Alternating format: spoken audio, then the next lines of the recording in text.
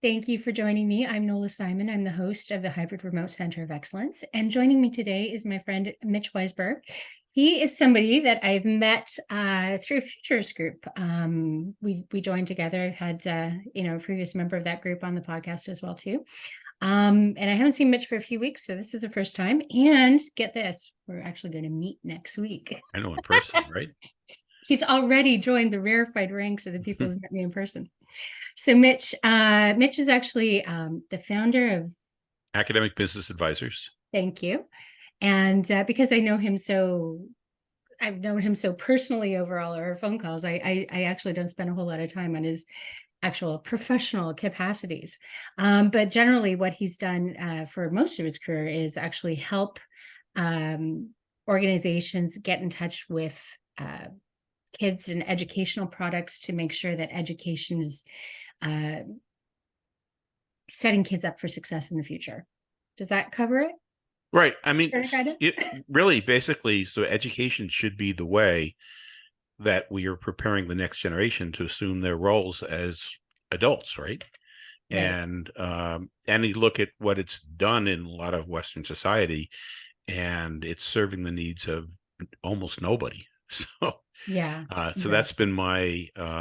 that's been my mission. I feel a little bit like Don Quixote sometimes, but that's what I'm trying to do. Okay, but that's what we do with futurism, right? So Right, right. we're tilting windmills. But that really starts with mindset, right? So the other focus of your work is really mindset. So Yes. you want to tell us a little bit how you got into that? So yeah, it was to me. I mean, it's an interesting story. So because I'm involved with education and entrepreneurship, and uh, there's a there's a course at University of Pennsylvania jointly between the business school and the education school that I used to teach at. I guess I'd come down for one day a semester and run a day. And so I was on their list, and a university in Niger contacted everybody on their list and said, we would like some ed tech entrepreneurs in the US to address our university students. And I replied and I said, I really don't think it's going to be such a great idea to have an ed tech entrepreneur in the US talk to university students, because ed tech is going to be different and education is going to be different in every single country. But I've always been interested in how our minds make sense of situations.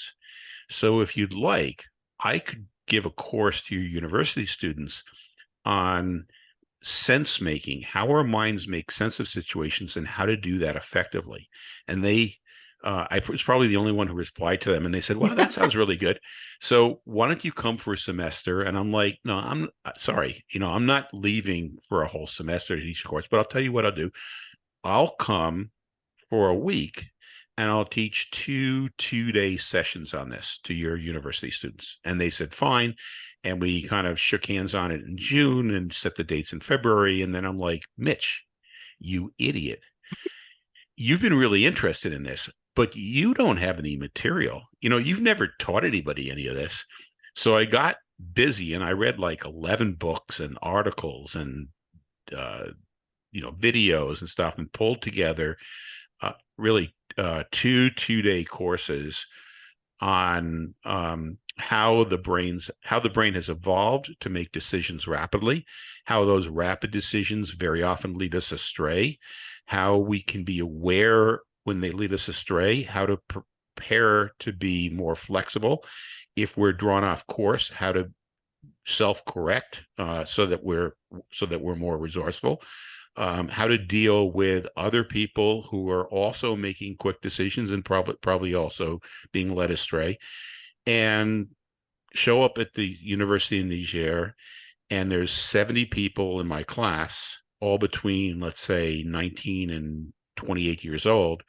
And at the end of 2 days, it's like they jump up and give a standing ovation. And it's like, Wow. wow, this is really cool, because these are the things that we're teaching people in schools. We think, education, we're teaching people how to use their mind. No, we're not teaching people to use their mind. We're teaching them this established curriculum that, we established in the 1800s, right? Reading, writing, arithmetic. and a little bit of science. So to be able to understand that just because you think something is true, that's not what makes it true. That's merely a story, and you can control the story and you can change the story to become more effective, and you can help other people change the story. And you can't persuade them by facts, but you can connect with them and then work together to come up with something that works for both parties. And to understand that you may think you have a solution to something, but the chances that the first thing you do is going to actually solve a complete problem is next to zero. So really what you should be doing is to understand that the first thing you do should be done in a way to give you information so that you could continually improve. It's like all of a sudden these kids were like, wow, this really changes the way I think about doing things. And then same thing happened when I taught the course again for the second group of people, 60, 65 people. At the end, they just stood up and cheered because, again, it was brand new. So that was what, 7.5, 8 years ago. Expanding that has been really my focus for the last 7 or 8 years. And now I have taught it to people outside of education, but my interest is to somehow or other reach 3 million kids. Now, I'm not going to reach 3 million kids. So what I'm doing is I'm working through teachers and starting to work with other organizations that teach teachers. And the idea is that once teachers start understanding this, they then will be able to teach the kids. And then I know I'm going on, but just there's so many parts of it that I find fascinating. So teachers sign up for a mind shifting course, and inevitably they say, I want my kids to learn creative thinking. I want my kids to learn critical thinking. I want my kids to understand the growth mindset. I want them to develop more grit.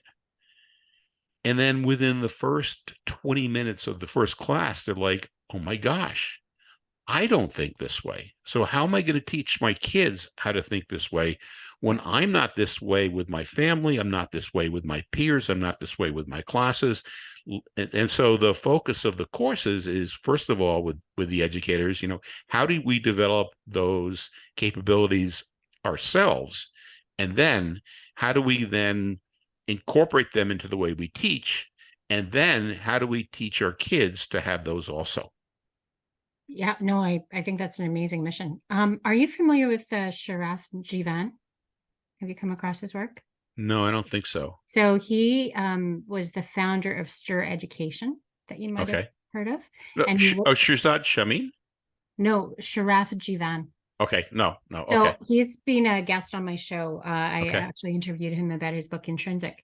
And so he actually runs a company now called Intrinsic Labs. And so Stir Education got in front of 200,000 teachers and officials in India, East Africa, and Indonesia. So you may want to actually look at I will. work. And if you'd like me to introduce you, I certainly can, Okay. because that might actually be a really good connection, because That would be great. yeah, he's deeply connected to education. So I probably should have told you about him before. Or No, maybe that's you fine. should listen to my podcast, Yeah, Mitch. I do. I've listened to a number of the podcasts, so yeah, I do. I'm just teasing. You never quite know who's actually listening. Right. So one of the things that you mentioned when we were talking beforehand is the fact that education is not siloed. It's really part of life, just like work. Well, it should be. It should be part of it. Should be. Right. Keywords. Yeah, exactly. Should be part of life. So how do you integrate work in life, and how is education and the skill sets that we need for work really deeply connected? So did you want to talk a little bit about what you've witnessed when you're traveling? Because you've been to Finland, you've been to Scotland. We were talking briefly about Germany as well. And different approaches to education that are having different outcomes in terms of the skills that we can expect people to have in the future for work. So it's interesting.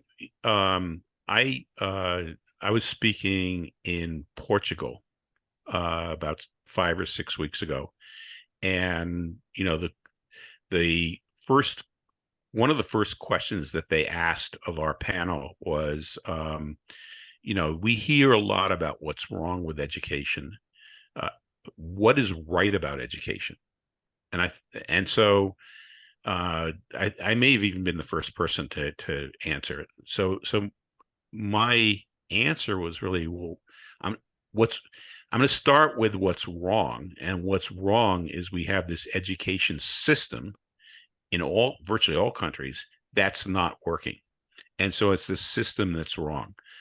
What's right is that most teachers, when they close their doors, they understand that their job is to connect to students. And when a teacher closes her or his door and connects to the students and motivates the students, that's what's really right. And that happens a lot more than we know. Um, Mm. an awful lot of teachers, nobody goes into education and says, my goal is to increase test scores. Okay. I really want to instill a sense of compliance Mm. in kids. You go into education because you love inspiring kids. So letting teachers use their professionalism and use their creativity to connect with kids and inspire kids is really what's right virtually everywhere. And we've seen schools in the US. I've seen schools in Canada. I've seen schools in Mexico, in Portugal, in Finland, in other parts of Latin America. I've seen a lot of schools where that's been happening, either with individual teachers or because there's a powerful school leader. The country that seems to be doing this the most is Finland, where their part of their mission is that you have to develop a high level of trust between all the different parties. And so you give the teachers the skills that they need, you give them the respect, and then you give them space to do what they feel that they need to do. And the teachers have a trust in the kids, that the kids naturally want to learn. They're naturally curious. And so you set things up so that they can tap into their own curiosity in order to excel and learn and achieve. And and I think that that's not a bad work environment either. No, it's That's not. really what we should be doing as often as possible in work, and not basically saying, okay, your job is to take this screw and move it 6 centimeters and turn it 4 times and then get the next screw and turn it. It's like, no, we're trying to build this as a team. You figure out, here's the resources. You figure out what you're going to do, and if you need more resources, let's talk about it. Yeah. No, I agree. Trust is an accelerator. That's why I've been doing a deep dive into trust. And so I'm very glad to hear you mention that, because trust and respect are how you Yep. really supercharge connection. And that whole aspect of agency and autonomy, Sharath talks about that with his teaching work as well too. So Hmm. I think it's fascinating to hear your version of that. So everybody knows how this works, but Right. it's how do we make the changes? How do we get the bureaucracy to adapt? Well, part of it is also how do we encourage everybody to operate with integrity? Hmm. To say what they mean and then do what they say. And I think, when we say in schools, we want kids to be creative and we want them to try things. And then we also say, but if you don't get everything right, we're going to mark you down. Right. And we're not giving you second chances. You're going to take the test, and whatever you get on the test, that's what you're going to get, and that's how we're going to mark. It's like, no, you can't do both ways. You can't both um, strengthen that you want everybody to be compliant, and also strengthen that you want everybody to be creative um, and trusting, because those are basically two ends of one spectrum. So so we have to instill that um, we all have to take a look at what we're doing, and we all have to understand whether we're really operating from integrity or not. Um, and that, to a certain extent, that's part of the mind shifting course, is to have people understand the the different types of cognitive biases that we all have, and one of which is cognitive dissonance, that we say certain things, but we do certain other things, and then we don't really realize that what we're doing isn't supporting what we're saying, because we're so just enmeshed in the story, and so anything that's not confirming what we already know, we're just discounting it. So I think Mhm. people have to become much more conscious of how their minds work, and that's, that I hope is what's going to lead us to operate with a higher level of integrity. When we're operating with a higher level of integrity, we're building that trust. Once we have the integrity and the trust, then we can collaborate and move forward. And that takes a whole lot of intention And and it takes intention, commitment right? to actually make that change. So are schools investing, because this has to happen at the highest levels, right? So Right. like it's government, it's bureaucracies, it's the school leadership. There's a lot of different layers to get people on board there. What moves the needle? Is it talking to politicians? I think that you need a critical mass of people who think this way. Okay. Okay. I don't, uh, I'll, when I talk to superintendents, which is in the US is kind of the top Yeah. officer, right? Hmm. Um, there are a couple superintendents who are trying to move in this direction, but the vast majority of the superintendents I talk to, when I talk about mind shifting and how that really how people get much more motivated when they start understanding that they can control the story and they can collaborate with others, and they come back and they say, that would be great, but first I got to get test scores up. So do you have any test prep? And it's like, no, no, because the real test prep isn't going to get you there, because No. everybody hates it. Like, Yeah. you're giving people more of what they hate isn't going to motivate them to do it, to do stuff. No, you got to start at the basics, which is like, how do you get to the core of what makes people tick? And this is really the core of what makes people uh, feel actualized and really enjoy what they're doing and bring joy to their work. And then and then they and you will figure out, how to prepare the next generation. But don't say you're not going to go back to the test scores, which were never that good to begin with. Right. So, um, so until we get enough people who start thinking this way and saying, hey, something, this emperor has no clothes. We're not going to change the system. Um, I haven't really figured out how to pull this a lot into the mind shifting courses, but um, there's a few papers that I've read about suboptimal equilibrium, Okay. where suboptimal equilibrium or equilibria, where we have these systems that everybody looks at and everybody says, this isn't working. And yet the systems persist.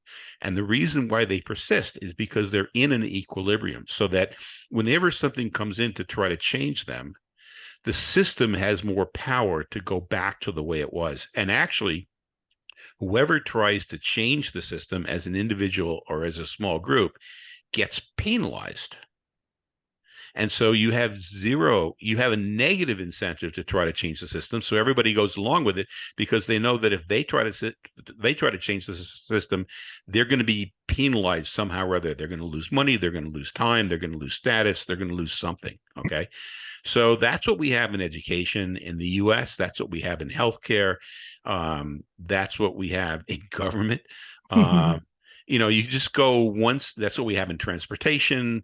Yeah. You could just go one system versus another. We all Systems look are at these working things. as expected. Right. They're working as expected. Nobody's happy, but anybody who tries to make a change ends up making their own situation a lot worse. So we all go along with it.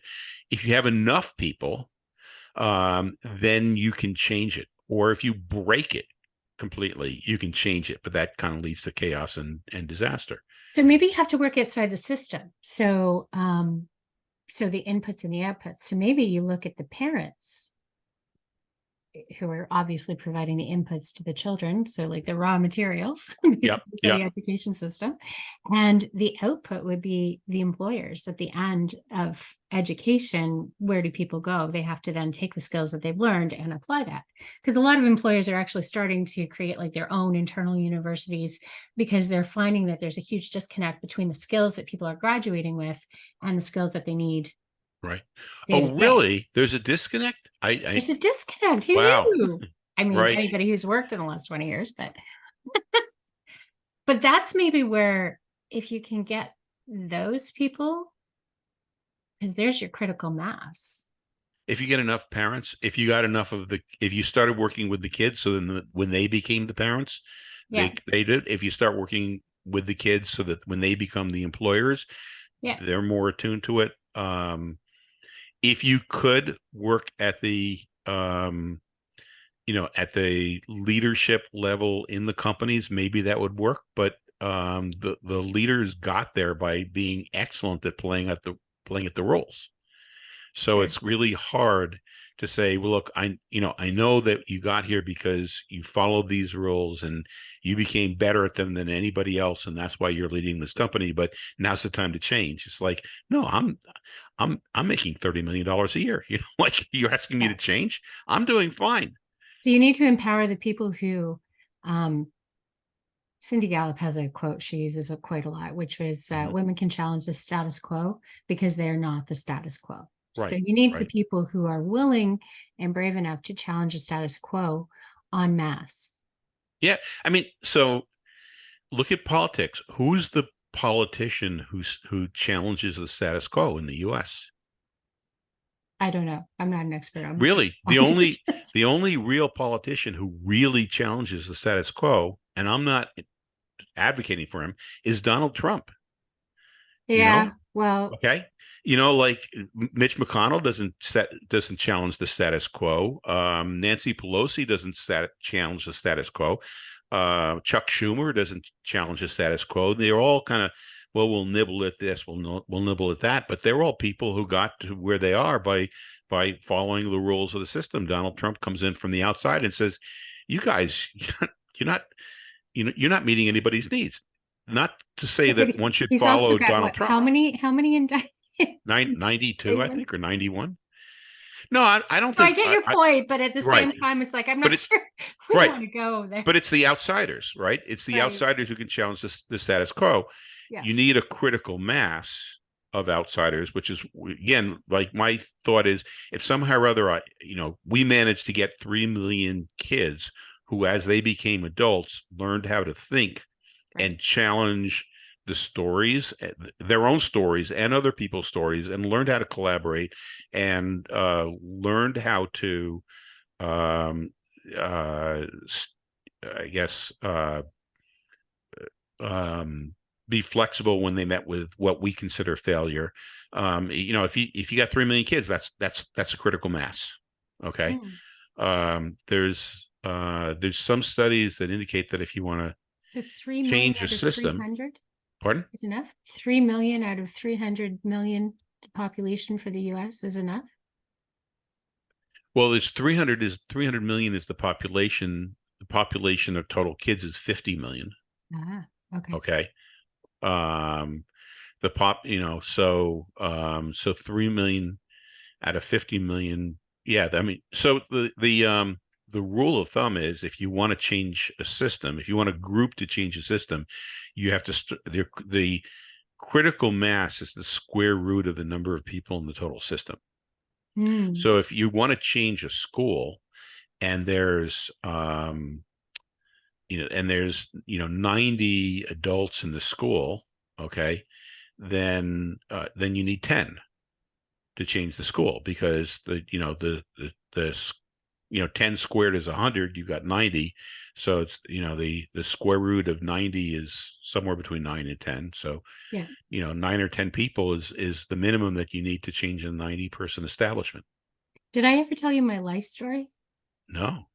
So, talking about systems, so you either need 9 people or one pissed off mother. Okay.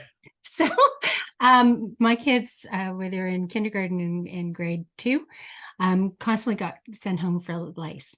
Right. So I Ah, took a whole week off. We did the whole delouse routine. We went to the lice lady, all that stuff. And it persisted for another 7 weeks because every time like they were treated and then they went back and then they had a school volunteer who kept diagnosing them hmm. with nits because we had a known you Right. had a like if you had nits you had to be sent home, and it went on for 7 weeks, and my employer was actually pretty okay with it, but after 7 weeks it started to become problematic because I was in the city. I Hmm. This is the year that I actually lost my work from home and I had to be 5 days a week in the city, Hmm. and it got to the point where my employment was actually getting jeopardized because they kept sending my kids home. And like the school is completely annoyed with me because it took me, like, depending on when they called me, it took me hours to get home because of traffic and like midday traffic, right? So, anyways, they told me that there's nothing I could do about it, and if I had a problem with it, I could call public health. So I called public health, and they're like, "I wish schools would stop telling people that because it's not a public health issue. It's not. It's not. It's a nuisance. It's not Hmm. anything that's really going to impact health, right?" So I started looking into it. I did all this research, and I ended up connecting with a nurse in Nevada who had actually changed the laws in Nevada to install like a no knit policy so that if you had to treat your kids, obviously, if they actually had live bugs, but once they were treated, you could send your kids back because there's a whole lot of evidence that basically says that psychologically, sending your kids home constantly is like really, really bad for the emotional health of the Is child. that really like during the pandemic? No, this was No, no, no. What 2020. I mean is like it seems there's a parallel there. Sending your kids, keeping Oh, kids home from school for a year might have negative effects on the kids. Hmm. yeah, that too. But you know what? The only thing I would say about that is Mhm. everybody was sent home. So Right, with right. lice, my kids were being singled out. Like this parent volunteer, at one point, she asked my daughter to pick a friend to go with her to actually have her head checked. And Hmm. the friend got sent home with lice, and she never spoke to my daughter again. She was so mad. Like the policies, they're just not designed to emotionally support the kids at all, right? And Hmm. so I did all this research. I went through every pediatric society in Western world and I pulled this all through, and it took me 18 months and I got that policy changed. Wow. And Okay. that benefits 180,000 people in our school district every single year, and nobody ever knows that I changed that system. Well, And congratulations. Yeah. I gave them all the educational materials to educate the parents. I also designed it so that if you ever wanted to change it again, you had to demonstrate what had changed in mental health research to amend it and put it back the way it was. Hmm. So I based it all in mental health. Hmm. And so yes, 9 people or one pissed off mother. Okay. All right. Then I'm going to amend that. Right. Uh, so one person who is incredibly motivated could conceivably, change the system in the right circumstances, or some critical mass, and the critical mass would be, uh, again, the rule of thumb is a square root of the number of the people in the system. Yeah, cool. So how do we get people aware enough to actually want to do this mindset work? What's the triggering event? So that's what I'm working on. Okay. I don't really have an answer. I do have a couple organizations in a couple states who are willing to let teachers know that it exists and to give teachers continuing hour credit for attending the courses. And so that is one way, that, I'm trying to expand this. Um, I've tried advertisements, but so I haven't found anything on, social media advertisements or Eventbrite advertisements or what, I haven't found that any of those have really worked. I'm just now starting to talk to some organizations that train teachers and training their people how to teach these courses so that they can then go in and and and train teachers. But I'd like to throw it out there as an I don't know, and I'd love for somebody to say, Mitch, this is how we're going to do this, or this is what you can do to really expand it. Do Yeah. you have ideas? Well, I mean, again, I don't know how teachers are trained in the US. I assume it's like through universities and colleges, right? Like you have to qualify Well, as, pre-service teachers, yeah, before you teach, you're trained in college, colleges, and but once you're teaching, um, the districts, somebody in the district or somebody in the school says these are the things that we approve, and generally a state will say you need X hours of professional development per year in order to keep your teacher's license. right. Sorry, I interrupted you. Oh, no, that's okay. Okay. So in Canada, generally, you go to university, you take your teaching degree as part of your undergraduate degree, and that's how teachers get trained in Canada. So introducing it into the curriculum when the teachers are being trained makes a lot of sense. Right, that would be great. Is to um, is to be able to find universities who would adapt it or adopt it. I'd love that also. Yeah. Well, I mean, hopefully somebody's listening to this podcast. Right. Yeah. There's Yeah. that.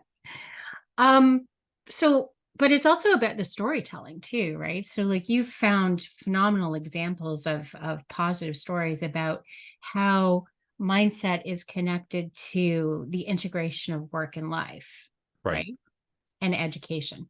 So do you want to tell us a little bit about what you saw in Scotland and Finland and what those commonalities are?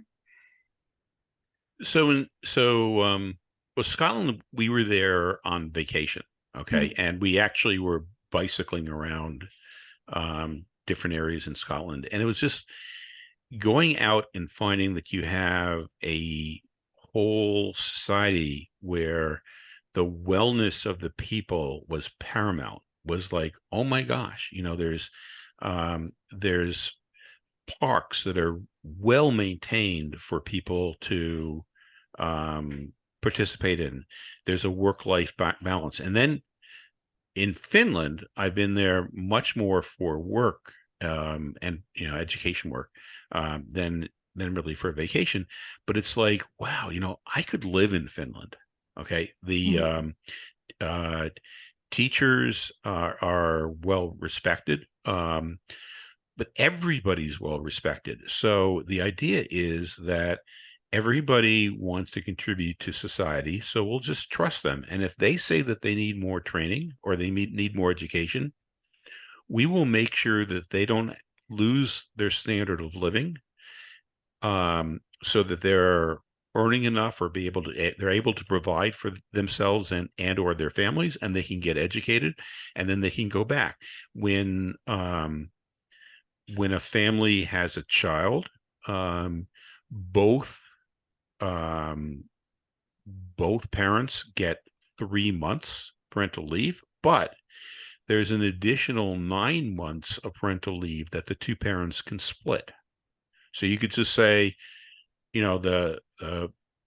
one parent gets 3 months, one parent gets another 3 months, then one parent then gets 9 months if you wanted to. And when you're on parental leave, you're getting pretty much your full salary. Mm. If you decide to stay home for another year, you can go on, and I'll probably have the numbers wrong, but two-thirds or 60% of salary for a second year. Oh, really? Okay. Yeah. So in Canada, so you get employment insurance, which is about 55% of your salary, unless your Hmm. employer actually does top up. And so you only get paid that for a year. So you're allowed to take 18 months, but the money only lasts 12. Right. Uh-huh. So you can do it. We have no idea how you're going to afford it, but you Right. can do Right. it. No, I remember, so it's previous generation, obviously, but Yeah. when our kids were born, let's see, our son was born on a Friday, okay, and I was back at work on Monday, Yeah.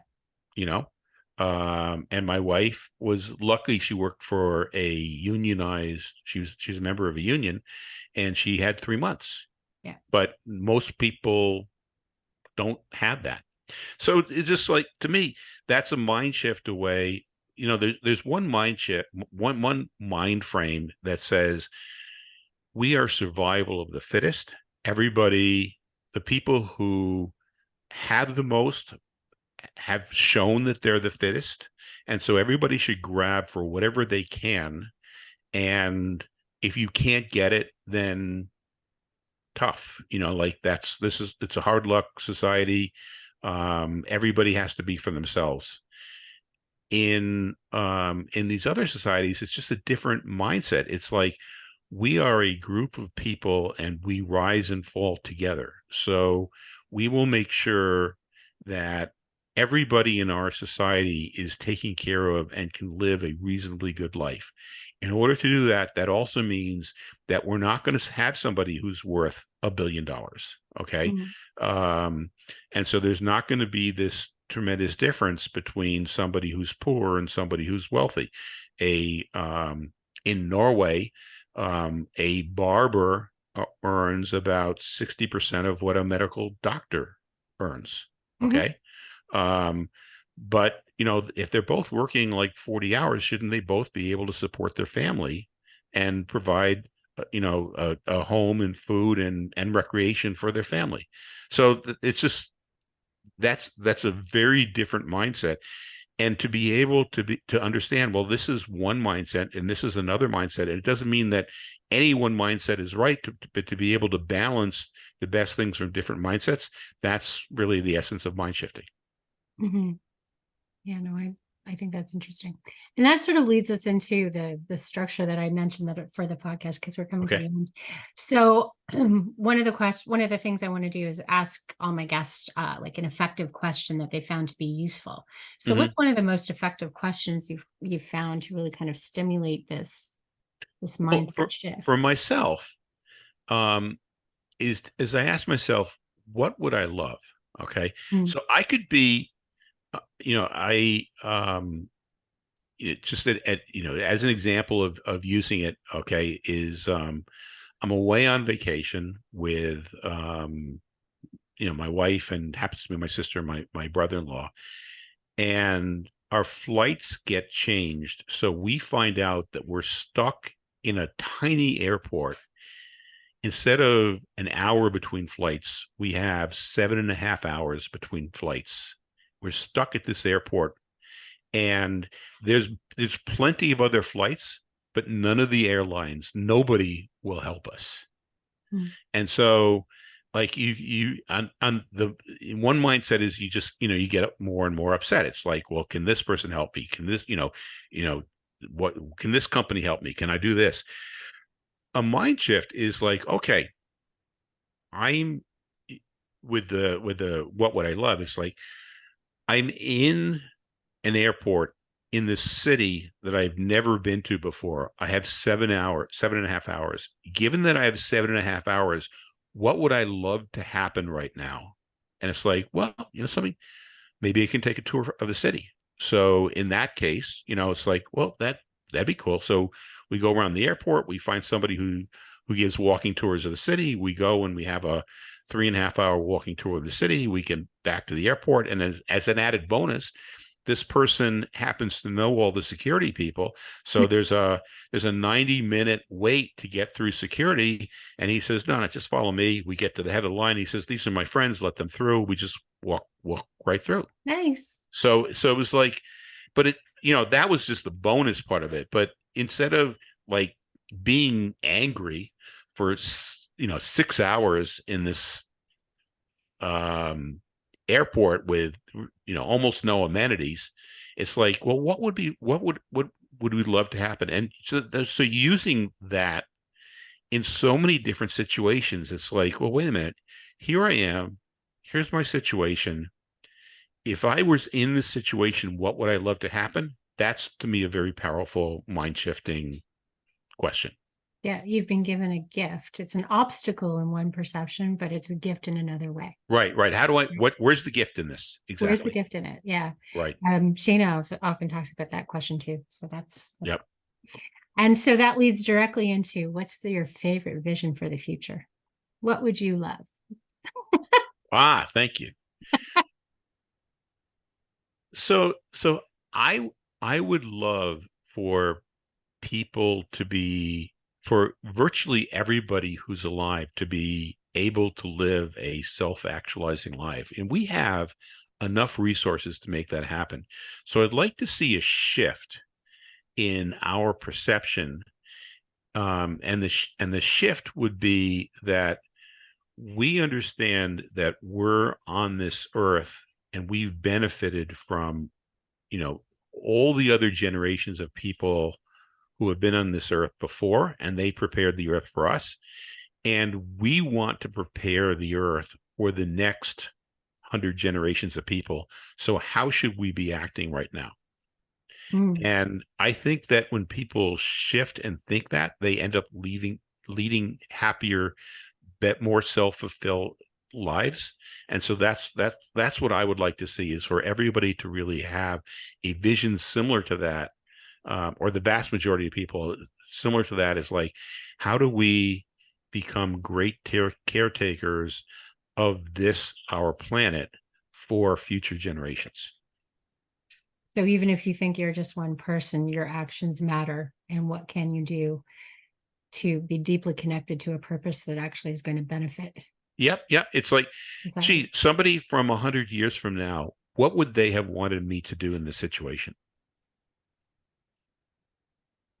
That Whatever the sounds like a situation is. book. Right. That sounds like a book you should write. That's Yeah. really So awesome. that would be, that's what I would love. Yeah, that's cool. I like that. All right. Well, that's been a wide ranging conversation. I mean, this Right. is Yeah. Thank you, generally how Noah. our Right. conversations go. We cover everything. We didn't even cover AI. That's AI. What's that? No. what's that? Yeah. No. Okay. We were supposed to wrap this up, not go further. Hmm. But anyways, is there anything you wanted to mention, Mitch, that we didn't get to? Not AI. No, no, just thanks for including me. And if people want to find out more about mind shifting, they can find me on social media, Mitch Weisberg, LinkedIn, Twitter, X, whatever you want to call it, Facebook, whatever, Substack. and Substack. Actually, I don't have a Substack. I do have a blog, but it's not on Substack. But anyhow, look up, Mitch Weisberg, and it's Weisburgh. It's a kind of weird spelling. And anytime you'd like to talk, or you have some ideas, or you'd like to attend a course, let me know. Okay. I will make sure all your links are in the show notes and people can find you easily. Thank And you. thank you so much. I appreciate it. Nola, thank you. All right.